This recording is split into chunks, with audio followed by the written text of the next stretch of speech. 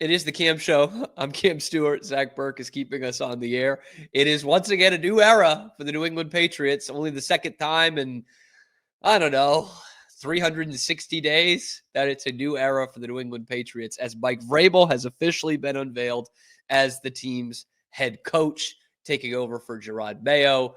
And I was going to play some from the press conference, but again, we're monetized now. I don't really want to do that. But I'm just a little surprised by this underbelly of the fan base that is being pretty negative about this. And there are some people that don't think that Mike Vrabel is a good head coach, and they think he's too conservative and he punts too often and he doesn't go for it on fourth down enough. And I've seen the numbers behind that. That's a beef. I get that. Especially from what we had this year with the Patriots. You want a more aggressive coach. Totally get that. But then there are some fans who just think it's trying to tap into the old Patriots. And I just can't agree less.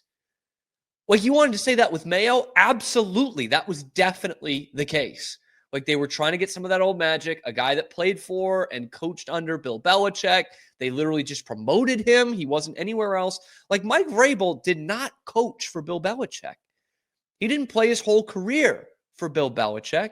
He has clearly made a name for himself in the coaching world outside of New England and outside of Bill Belichick. And we have to take these things into consideration because there is a world where Vrabel does hire Josh McDaniels as his OC and the freshly fired Wes Welker as his receivers coach, who they crossed paths in Houston with the Texans years ago.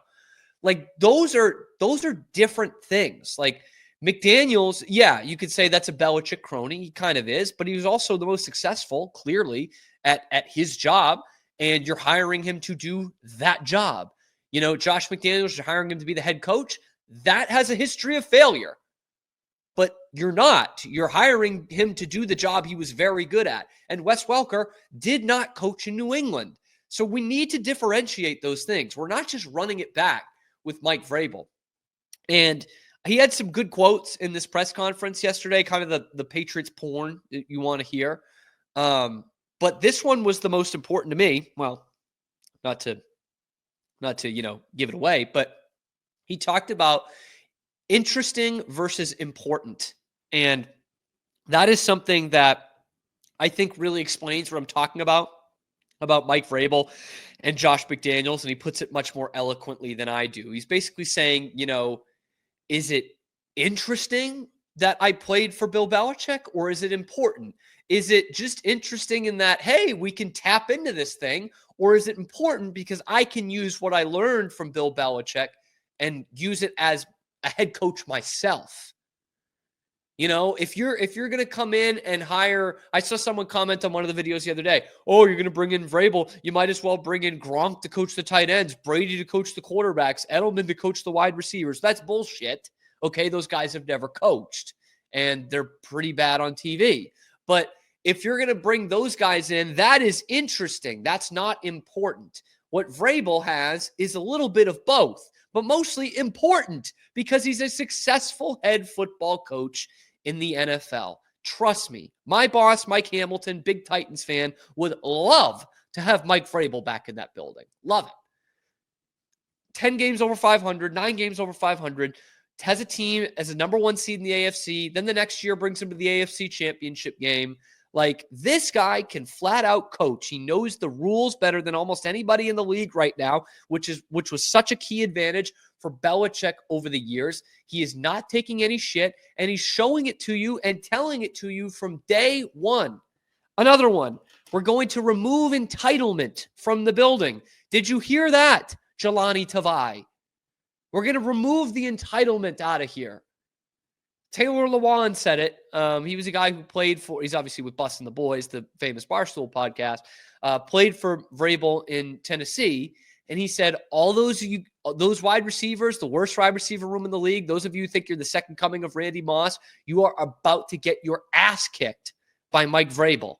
And everyone's saying the same thing. You do not mess with this guy. And that is exactly what the Patriots need. They need an adult in the room. And I thought the best thing he said yesterday, which I'm not the first one to run with this. Almost all the Patriots media has run with a few of these quotes, but this one specifically, he said basically we need to be smart enough to beat bad football, which in my mind is really just another way of saying the old Bill Belichick adage of what is it? You gotta learn how not to lose before you learn how to win.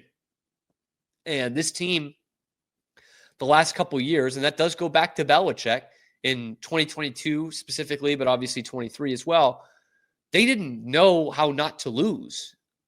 And it certainly reared its ugly head in 23 and 24 when they lost 26 games in that span. Okay? Like, that's basically a way of saying, and I've said this all year long with this team, when they would commit the stupid penalties and not being aggressive and terrible play calling. And I'm like, you guys you're not good enough to be stupid. You do not have the talent to overcome that. And they're not going to this year either. But they finally have a coach in the building again who is going to drill it into these guys that you cannot be stupid and have no talent. Because that's the problem they've had. They've had no talent and they've been stupid. And Mike Vrabel is going to fix that. I truly believe that. Again, in another year, I'd love it to be Ben Johnson. And after Belichick, I would have loved for it to have been Ben Johnson. Really, truly. But that's not the way it was last year. And this year, you did interview him, which you should have done last year. But now I don't think the Crafts have the conviction to go with back-to-back rookie head coaches. And in this case, that's fine. Like that's a risk you don't have to take when you believe in Mike Vrabel. And I think that's a good thing. And by the way, this has nothing to do with Mike Vrabel, the coach, but I'd be remiss if I went through like a whole week of Vrabel talk and didn't mention this. Pete Souza is going to love this. Mike Vrabel was a hell of a football player, man. And I've said it for years now. He should get more consideration for the Pro Football Hall of Fame. Like, that dude did so much. Like a flat-out football player that never got the credit he really deserved. Kind of like Dante Hightower in that sense. But, I mean, lest we forget, like, you look at all these big moments that the Patriots had in that early dynasty, in those Super Bowls, right? Ty Law's pick six against the Rams. That was because Mike Vrabel was right in Kurt Warner's grill. Absolutely forced him to just chuck one up. That's an assist to Mike Vrabel on the pick six. He forces a fumble, a key fumble in Super Bowl 38 against Carolina. And oh, by the way, he also scored a touchdown in that game and one in the next Super Bowl because he has 10 receptions all time and 10 touchdowns. This dude was a straight up dog, a football player, a very, very good one, who would definitely make the Patriots all-time team. He made the 50th anniversary team. He'll make the 100th anniversary team. I mean, this dude was a coach's dream, an absolute dream to have on your team. And again, he never really got the credit he deserved, but an absolute wild man and a terrific football player. Like, fuck, one of the great Patriots of all time. Again, that has nothing to do with his coaching ability, but they're independent of each other. Good coach, good football player, better football player. But maybe that means Mitchell and Ness will start printing the Mike Vrabel jerseys. I don't think they ever got around to the Gerard Mayo ones. I don't think they ever did. But Vrabel was just a tremendous player in everything they asked of him. Special teams at the beginning, then obviously perfect linebacker for Belichick's 3-4, and elite tight end, man. I mean, just a touchdown machine, never dropped the ball. Like, he was incredible and should get more consideration as a Pro Football Hall of Fame player. But maybe he'll just get in there as a coach. Leads the Patriots to 6 Super Bowls, and he's in there as a coach. We are Rogue Media Sports. Hey, thanks for stopping by. And if you like this video, be sure to give us a like and subscribe. It really helps out the channel a ton. You can follow me on Twitter here for some more outrageous Boston sports takes coming to you every weekday at noon Eastern time. And then after that, wherever you get your podcasts. We are Rogue Media Sports.